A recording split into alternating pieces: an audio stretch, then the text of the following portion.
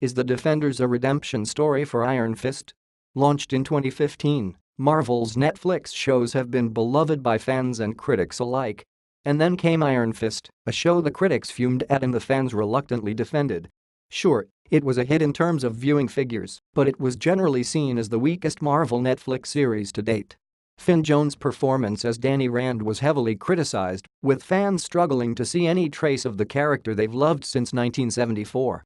With a second series already announced, it fell to the Defenders to show fans that Finn Jones was the right man for the job and get fans excited about what's coming next. So to what extent has The Defenders been successful? Note, this article contains light spoilers for The Defenders. A strong Defender dynamic. The first bit of good news is that Finn Jones definitely has the right dynamic when it comes to interacting with the other stars.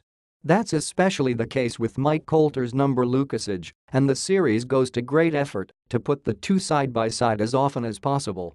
They nailed the classic superhero pair dynamic. They fight each other when they first meet, get in what Claire dismisses as a pissing contest, and ultimately become tremendous allies. There's a lengthy conversation between the two, with Luke assigned to watch over Iron Fist and ensure he doesn't escape, that allows both actors to shine, and we actually start to find Danny Rand likable. Better fight choreography. One major complaint against the first season of Iron Fist was the quality of the fight sequences, which were less than breathtaking. Given the series starred one of Marvel's greatest martial artists, many fans found that unforgivable. Again, good news, in The Defenders, we actually get to see why Danny Rand was viewed worthy of becoming Kunlun's greatest defender. Finn Jones had promised us slicker, more grounded fight choreography, and he really pulls it off. In a smart move, though, Marvel doesn't hide the fact that Iron Fist seems less skilled than Daredevil. Murdock is introduced by Stick as one of the best fighters he's ever seen, and there are a number of scenes that put Iron Fist and Daredevil side by side, allowing us to compare the two. Daredevil is more of a scrapper, more conservative and less energetic, but he's clearly the more capable. It's a tacit admission from Marvel, but also a hint that, for all his years of training, Danny Rand is not yet the warrior he will one day become. Social honesty. Finn Jones' casting was controversial from the start, with Iron Fist seen by many as a form of cultural appropriation.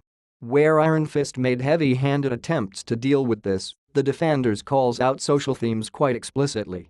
The initial dynamic between Luke Cage and Iron Fist is one colored by social awareness, with Luke fuming that Danny was born into privilege. It's just the kind of initial first encounter you'd expect between the street-smart Luke Cage and the wealthy warrior, and it adds an intriguing social dynamic to the show. The Defenders calls out social themes quite explicitly.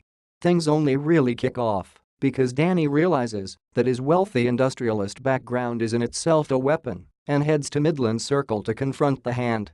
Rather than contenting himself with beating up street hoods who were just trying to feed their families, Danny actually takes the fight to the Hand and as a result unwittingly brings the heroes together.